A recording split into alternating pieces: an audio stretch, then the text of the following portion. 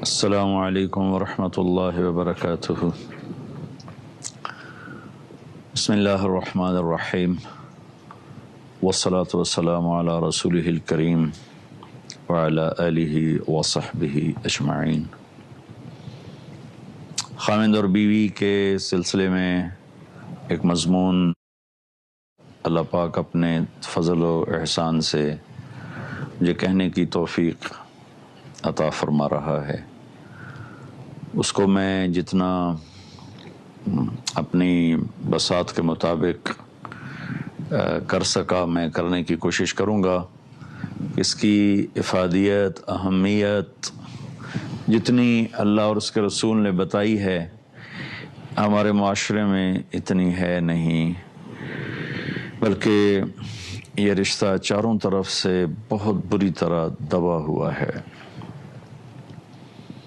پچھلے اس میں نشست میں نے ایک آیت آپ کے ساتھ شیئر کی تھی، آج ایک اور آیت آپ کی خدمت میں پیش کر رہا ہوں۔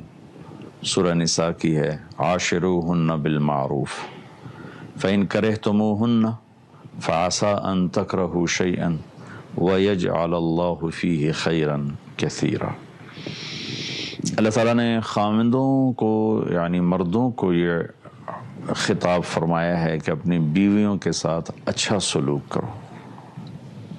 پھر آگے ایک بڑی خوبصورت بات فرمائی ہے کہ اگر وہ تمہیں ناپسند ہیں تو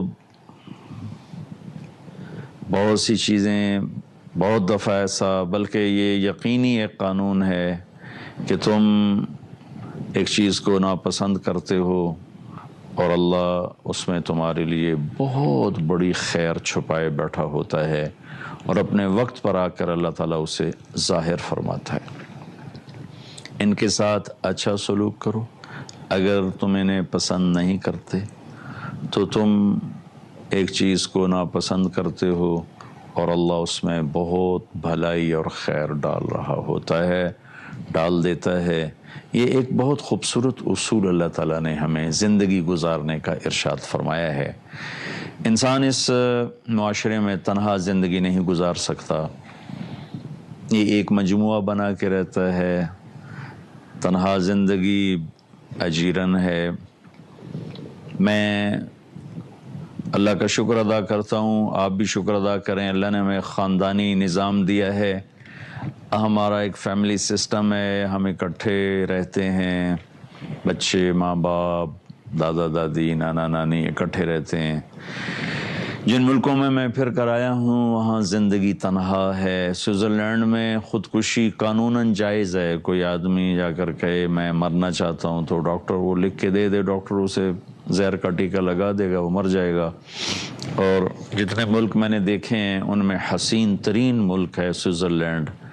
اور میرے ایک دوست وہاں ڈاکٹر رہتے ہیں، وہ بتلا رہے تھے کہ اکثریت ڈپریشن کی مریض ہے اور خودکشی کا ریٹ بہت زیادہ ہے، یہاں تک بڑھا کہ اس کو قانونی حیثیت مل گئی کہ اگر کوئی خودکشی کرنا چاہے تو حکومت کے قانون میں اس کی گنجائش موجود۔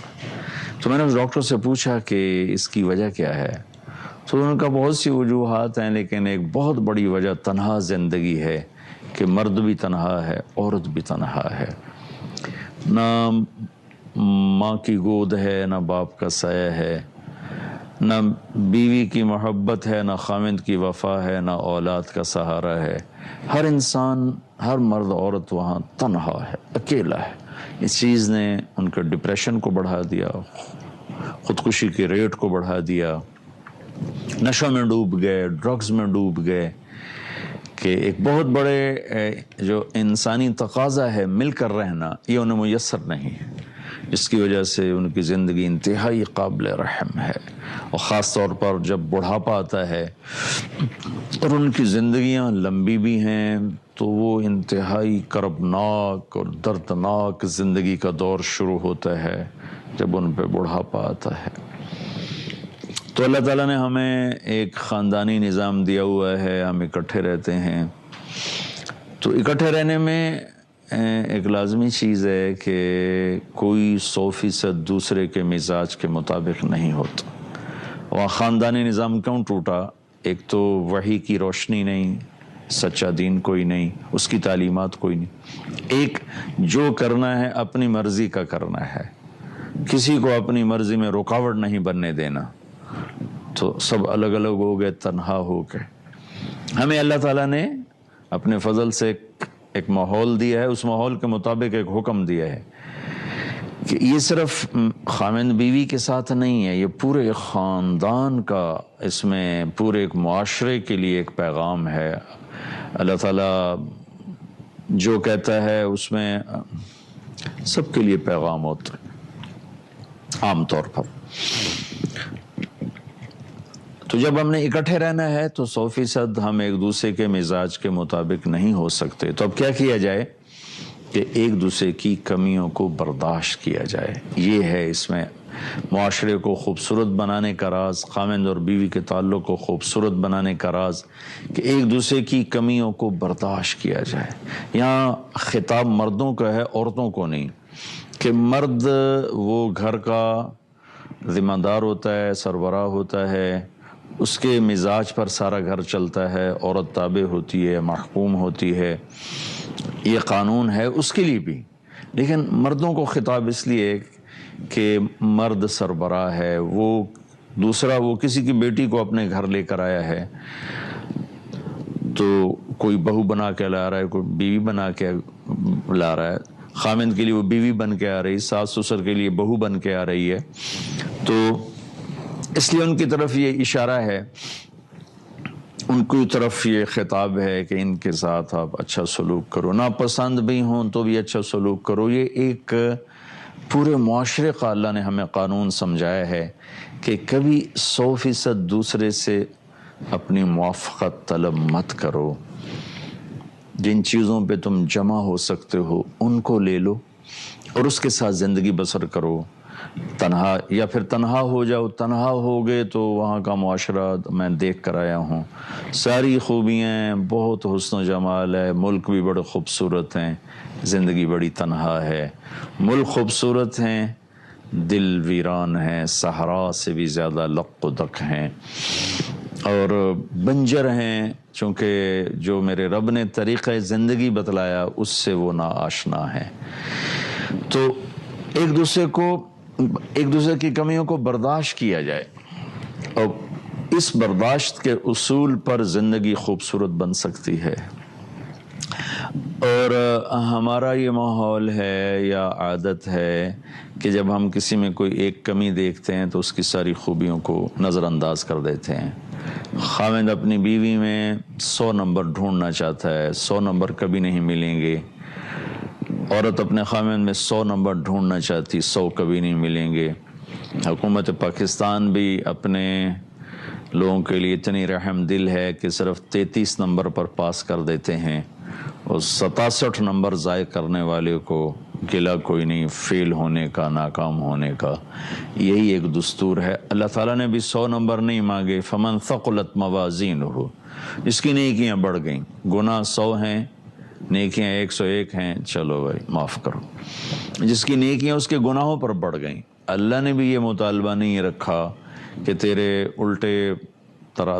ترازو کا جو الٹے ہاتھ کا پلڑا ہے اس میں کوئی گناہ نہیں ہونا چاہیے. کہ نہیں، ہم تولیں گے، تولا جائے گا. تو اگر ومن خفت موازینہ فاولئک الذین خسروا انفسهم فی جہنم خالدون، جن کے نیکیوں کا پلڑا ہلکا نکلا اور برائیوں کا زیادہ ناکام ہو گیا. فمن ثقلت موازینہ فاولئک هم المفلحون، جن کے نیکیاں بڑھ گئیں، گناہ کم ہو گئے تو وہ کامیاب ہو گئے. تو ہمارا عجیب بن گیا ہے دستور کہ ہم ایک دوسرے کی کمیاں دیکھ کر اس کی ساری خوبیوں پر پانی پھیر دیتے ہیں. ایک عورت میں 10 خوبیاں ہیں، 20 کمیاں ہیں، یا 20 خوبیاں ہیں، 10 کمیاں ہیں. ایسی خامد ہے ایسی بیٹا ہے، بیٹی ہے، بھائی ہے، بہن ہے، تو ہمارا معاشرہ یہ کہ جو اس میں کمی ہے اس کو پکڑ پکڑ پکڑ پکڑ اس کی باقی خوبیوں کو بھی ہم سنب کر دیتے ہیں اور ان کو پنپنے کا موقع ہی نہیں دیتے. یہ کرتی ہے، یہ کرتی ہے، یہ کرتا ہے، یہ کرتا ہے.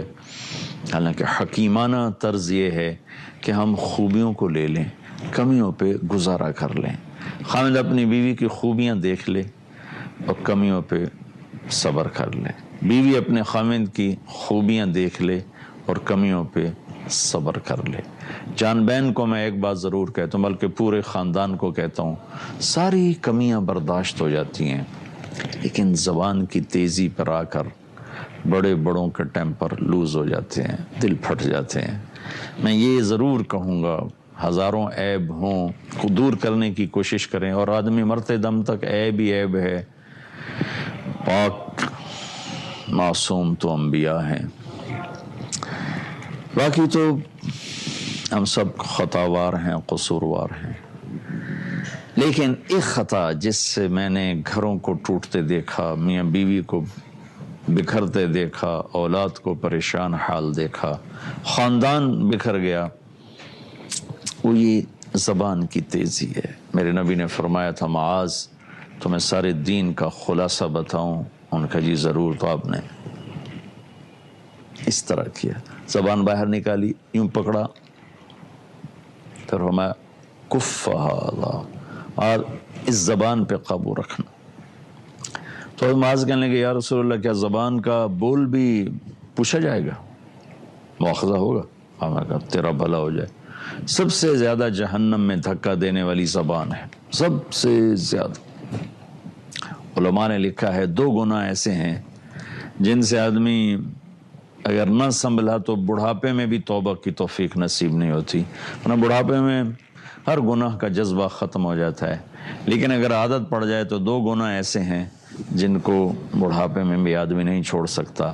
ایک نظر کا غلط استعمال اور ایک زبان کا غلط استعمال. تو یہ میں آپ سب سے کہوں گا، اپنے آپ سے بھی کہوں گا، اپنی زبان پہ قابو رکھیں. اس کو کوئی شہد چینی پلاتے رہیں، کھلاتے رہیں، چونکہ جب اس میں تیزی آتی ہے تو ساری خوبیاں بھول جاتی. زبان کا بول میٹھا ہو تو باقی ساری کمیاں برداشت ہو جاتی، لیکن زبان کا بول اگر سخت ہے تو ساری خوبیاں نظر انداز ہو جاتی. لیکن اس کے باوجود اللہ تعالیٰ ہمیں کہہ رہا ہے کہ اگر تمہیں کمی نظر آتی ہے تو برداشت کرو. اس سے کیا ہوگا کہ اس میں اللہ تمہارے لیے خیر ڈالے گا، تمہارا گھر آباد ہو جائے گا. خاوند کی کمی ہے اس کو برداشت کرو، بیوی کی کمی ہے برداشت کرو. ہم یہ کرتے ہیں کہ کمی برداشت ہی نہیں، اور اس کے رد عمل میں خوبیوں پر بھی پانی پھیر. وہ بھی کوئی انسان ہے، وہ بھی کوئی عورت، وہ تو یہ کرتا ہے، وہ تو یہ کرتی ہے. تو یہ روزمرہ کے ہمارے زندگی میں بھرے پڑے ہیں ایسے واقعات کہ ہم کمی کو دیکھتے ہی ایک دم نفرت کا شکار ہو جاتے اور ساری خوبیوں پر پانی پھیر دیتے. خوبیاں نظر نہیں آتی، کمیاں پکڑنا شروع کر دیتے. تو میرے اللہ نے اس میں یہ اصول ہمیں بتلایا ہے کہ انسان معاشرے میں جڑ کے رہتا ہے. بکھرے گا تو وہ حال ہوگا جو آج مغرب کا ہے کہ انتہائی دکھی زندگی ہے. جڑیں گے اور برداشت نہیں کریں گے تو وہ حال ہوگا جو میرے معاشرے کا ہے کہ حسد اور بغض اور نفرتیں، عداوتیں، دشمنیاں جو قتل و غارت تک پہنچ چکی ہیں، ظلم و ستم کی انتہا تک پہنچ چکی ہیں. اس معاشرے میں یہ کوئی نہیں، جو کہ وہاں وہ جڑتے ہی نہیں تو حسد کیا کرنا، غیبت کیا کرنی، لڑائیاں کیا کرنی. ہم جڑے ہیں تو ہم نے اس طریقے کو نہیں اپنایا بلکہ نفس و شیطان کے غلام ہوئے، تو ہمارے معاشرہ، ہمارا گھر ظلم و ستم سے بھر گیا. کسی معاشرے کی خوبصورتی یہ ہے کہ کمیوں سے آنکھیں بند کی جائیں، خوبیوں کو دیکھ کر اس کو استعمال میں لایا جائے.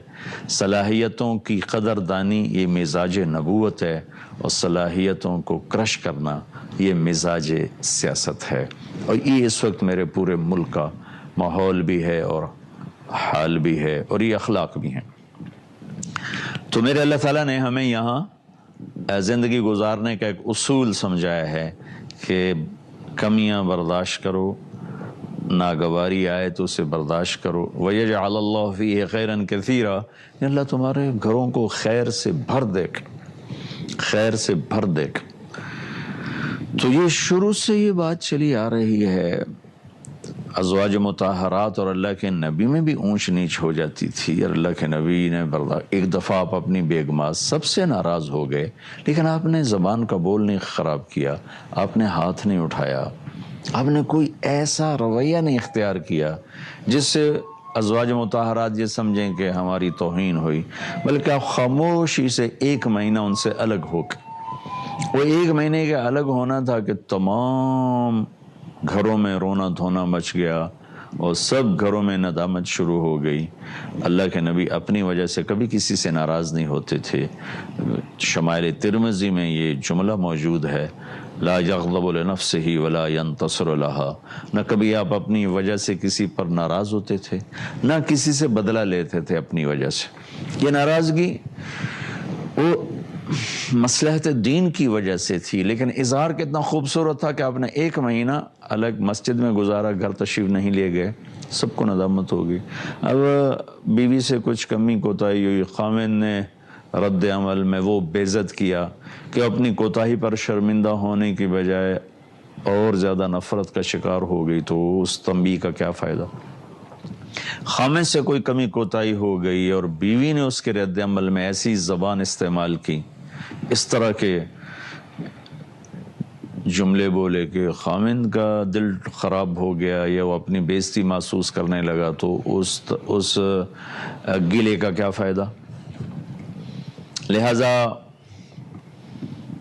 تنبیہ تو ہر انسان کی ضرورت ہے، اس کو یاد دہانی کروائی جائے، اس کی کمی بتائی جائے، لیکن کمی بتا کر رسوا کرنا اور کمی بتا کے بے عزت کرنا، اس کا نام نہ تنبیہ ہے، نہ نصیحت ہے، نہ تربیت۔ تو خامد اور بیوی کے تعلق میں ایک دوسرے کو برداشت کرنا ہی زندگی کو خوبصورت بنانے کا اصول ہے، جس کو عاشرہن بالمعروف میں اللہ تعالیٰ نے ارشاد فرمایا۔ اس میں یعنی ایک بات میں یہ کہہ رہا ہوں، ساری کمیاں برداشت ہو جاتی ہیں لیکن زبان کی تیزی برداشت نہیں ہوتی، سخت جملے دل توڑ کے رکھ دیتے۔ تو میں مسرات سے بھی کہوں گا، مردوں سے بھی کہوں گا، خامد غصے میں آنا طبعی چیز ہے، غصے میں بھی نہ ہاتھ اٹھاؤ، نہ ایسا جملہ بولو جس سے بیوی کونے میں بیٹھ کے رو رہی ہو اور آنسو بہا رہی ہو کہ میری یہاں شادی کیوں ہوگی۔ بیوی خامد کے ساتھ کوئی ایسا معاملہ ہو گیا، غصہ آ گیا، تو ایسا لفظ نہ بولے جس سے خامن یہ کہے کہ میں بیوی ہو کر اس نے مجھے بے عزت کر دیا، میری توہین کر دی، اس سے پھر رد عمل بڑھ جائے گا۔ ایسے ہی چونکہ ہم جوائنٹ فیملی سسٹم ہے، ساس سسر سے بھی کہتا ہوں کہ ایسا غصہ مت کرو جس سے میاں بیوی کی زندگی خراب ہو، ایسے جملے مت بولو جس سے تمہارا بیٹا ابھر کر اپنی بیوی پر زیادتی کرنے لگ جائے۔ بیوی کے ماں باپ سے کہتا ہوں ایسی باتیں مت کرو جس سے بیوی ابھر کر خامند کے خلاف کھڑی ہو جائے اور بغاوت کر دے۔ اللہ کے واسطے اپنی زبان کو گھروں کی آبادی کا سبب بناؤ، بربادی کا سبب نہ بناؤ۔ میرے نبی پاک صلی اللہ علیہ وسلم سے بڑھ کر کسی کا سینہ نہیں ہے۔ لوح محفوظ پر قرآن اللہ نے لکھوایا اور اپنے نبی کے سینے پر اتارا۔ اگر لوح محفوظ پر بھی قرآن کو اتارا جاتا، لوح محفوظ کی لمبائی چوڑائی کو اللہ کے سوا کوئی نہیں جانتا، وہ اتنی لمبی چوڑی کوئی مخلوق ہے، اس پر لکھوایا۔ علماء کہتے ہیں اگر اس پر اتارا جاتا جیسے اللہ کے نبی کے سینے پر اتارا گیا تو لوح محفوظ کے پرزے پرزے ہو جاتے۔ یہ واحد ہستی ہیں 1,24,000 انبیاء میں جن کے دل پر اللہ کا کلام اترا۔ موسیٰ علیہ السلام کے ہاتھ میں کتاب پکڑائی گئی، ابراہیم علیہ السلام کے ہاتھ میں کتاب پکڑائی گئی، داؤد علیہ السلام کے ہاتھ میں کتاب پکڑائی گئی، عیسیٰ علیہ السلام کے ہاتھ میں کتاب پکڑائی گئی، لیکن میرے محبوب کے بارے میں کیا ہوا؟ وَإِنَّهُ لَتَنزِيلُ رَبِّ الْعَالَمِينَ نَزَلَ بِهِ الرُّوحُ الْأَمِينَ عَلَىٰ قَلْبِكَ لِتَكُونَ مِنَ الْمُنذِرِينَ کہ ہاں یہ رب العالمین کا اتارا ہوا کلام ہے جو جبریل لایا ہے، اور کہاں لایا ہے؟ اللہ کے محبوب کے دل پر۔ تو اللہ کے محبوب کا دل اتنا طاقتور، اتنا، ساتوں آسمان زمین ایسے جوڑوں، اس کے ساتھ جنت کو بھی جوڑوں، اور اللہ کے عرش کو بھی جوڑوں، اللہ کی کرسی کو بھی جوڑوں، اور پھر ساتھ لوح محفوظ کو بھی جوڑوں، تو بھی رب ذوالجلال کی قسم میرے نبی کا سینہ اس سے زیادہ کھلا ہے، کشادہ ہے، وسیع ہے۔ جو اللہ کے کلام کو اپنے اندر میں پی گئے، برداشت کر گئے، کتنا بڑا سینہ، کتنا بڑا دل، اوئے ہوئے ہوئے ہوئے۔ وہ قرآن کہہ رہا ہے، میرے اللہ نے اپنے قرآن میں کہا وَلَقَدْ نَعْلَمُ أَنَّكَ يَضِيقُ صَدْرُكَ، اے میرے محبوب میں دیکھتا ہوں، میں جانتا ہوں آپ کا سینہ تنگ پڑ جاتا۔ کون سا سینہ؟ جو عرش، کرسی، سات آسمان، سات زمینیں، جنت، سورج، چاند، ستارے، سیارے، ان کو ایسے جوڑ کے لمبائی چوڑائی میں پھیلاؤں تو اس سے یہ سینہ زیادہ کھلا ہے۔ اور میرے اللہ فرما رہے ہیں وَلَقَدْ نَعْلَمُ، مجھے پتہ ہے، خوب پتہ ہے، یقیناً پتہ ہے، أَنَّكَ يَضِيقُ صَدْرُكَ، آپ کا سینہ تنگ پڑ جاتا ہے۔ کس وجہ سے؟ بِمَا يَضْرِبُونَ، یہ جو آپ کو پتھر مارتے ہیں، بِمَا يُقَاتِلُونَ، جو آپ پہ تلواریں چلاتے ہیں، تیر چلاتے ہیں، آپ کو پتھر مارتے ہیں، بِمَا يَضْرِبُونَ بِمَا يُقَاتِلُونَ، آپ سے لڑائی کرتے ہیں، نہیں نہیں نہیں نہیں۔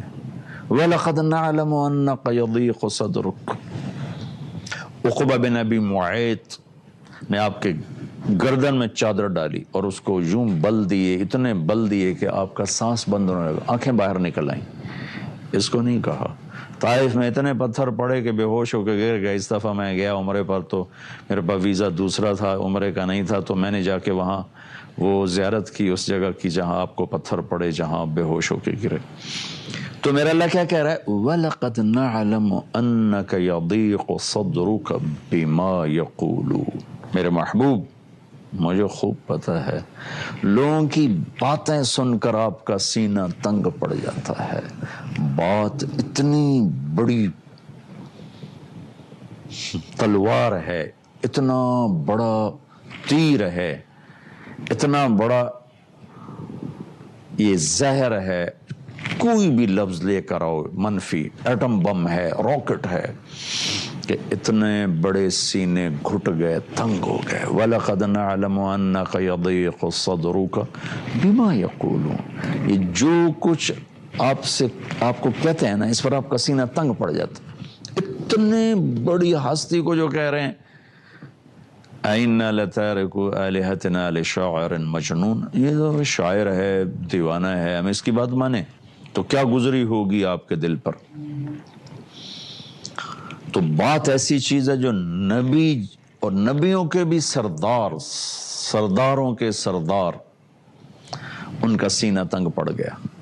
تو میں اور آپ تو عام انسان ہیں، اگر ہم ایسی باتیں کریں گے جس سے دل بجھ جائیں، بوجھل ہو جائیں، ہاتھ جوڑتا ہوں، اونچ نیچ ہو جاتی ہے، ہوتی رہے گی، موت تک رہے گی۔ کبھی ایسا جملہ نہ بولو جس سے اگلے کا دل کٹ کے رہ جائے اور اگلا ذلیل ہو کے رہ جائے، پارا پارا ہو کے رہ جائے۔ پھر اللہ نے اس کا علاج بتایا کہ جب آپ کے ساتھ یہ معاملہ ہو، لوگوں کی گالیاں، لوگوں کے الزام، لوگوں کے بہتان، اس پر جب آپ کا سینہ تنگ پڑے تو اب آپ نے کرنا کیا ہے؟ فَسَبِّحْ بِحَمْدِ رَبِّكَ وَكُن مِّنَ السَّاجِدِينَ۔ یہ آپ کی امت کو بھی پیغام ہے، آپ کو بھی پیغام ہے کہ آپ نے ان کی غلط باتوں کا جواب نہیں دینا۔ کیا کرنا؟ فَسَبِّحْ بِحَمْدِ رَبِّكَ، اپنے رب کو یاد کریں، اس کی تسبیح پڑھیں، وَكُن مِّنَ السَّاجِدِينَ، اپنے سجدے بڑھائیں، سجدوں میں سر رکھیں، وَعْبُدْ رَبَّكَ، مجھے یاد کریں، میری بندگی میں لگے، حَتَّى يَأْتِيَكَ الْيَقِينُ، یہاں تک کہ میرا بلاوا آپ کے پاس آ جائے اور آپ اپنے رب کی رحمتوں میں آ جائیں۔ یہ میرے اللہ نے لوگوں کی منفی باتیں روک تو میں سکتا نہیں، نہ یہ رکیں گی، یہ تو چلیں گی۔ میرے ذمے یا آپ کے ذمے، ہم سب کے ذمے کوشش ہے۔ اب اپنی ذات سے کوشش کیا کہ میں چھوڑ دوں یہ باتیں، میں یہ چھوڑ دوں۔ کبھی ہو جائے، ہوگی، ہو جاتی، انسان ہے، فوراً معافی، اللہ سے بھی معافی مانگوں، جس کے ساتھ ایسا معاملہ ہو گیا اس سے بھی معافی مانگو، معاملہ ٹھیک ہو جائے گا۔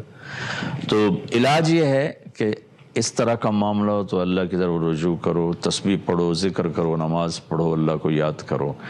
اور اگر کبھی نہیں برداشت ہو گیا ہے تو پھر معافی مانگ لو۔ بیوی سے معافی مانگنا تمہاری عزت، بیوی کا خامن سے معافی مانگنا تمہاری عزت کو بڑھائے گا، گھٹائے گا نہیں۔ لوگ کہتے ہیں ہم بیویوں سے معافی مانگیں، نہیں مانگیں گے، یہ جہالت ہے، تکبر ہے، اس سے بچو۔ اور بیوی کہے میں کیوں معافی مانگوں، میں کوئی چھوٹے باپ کی ہوں، یہ جہالت ہے، تکبر ہے۔ اونچ نیچ کا ہونا لازمی چیز ہے، ایک قدرتی چیز ہے، لیکن اللہ کے واسطے اس کو مٹانے کے لیے معافی مانگنا، جھک جانا۔ اور ساری کمیاں برداشت ہوتی ہیں، یہ کمی برداشت کرتے ہوئے پسینہ آ جاتا ہے، بڑوں کے صبر کے بند ٹوٹ جاتے ہیں۔ اللہ کے واسطے اپنی زبانوں کو نرم بنانے کی کوشش کرو، شدت اپنے گھر سے نکال دو۔ ابھی میں نے صرف خامن بیوی کو مضمون چونکہ چل رہا ہے تو اس لیے ان دونوں کی آپس میں ابھی میں بات اسی کو حاوی کرنے کی کوشش کر رہا ہوں، آگے بچوں کے ساتھ کیسے چلنا ہے، ماں باپ کے ساتھ کیسے چلنا ہے۔ اللہ نے زندگی دی، توفیق دی تو وہ چیز بھی آتی رہے گی۔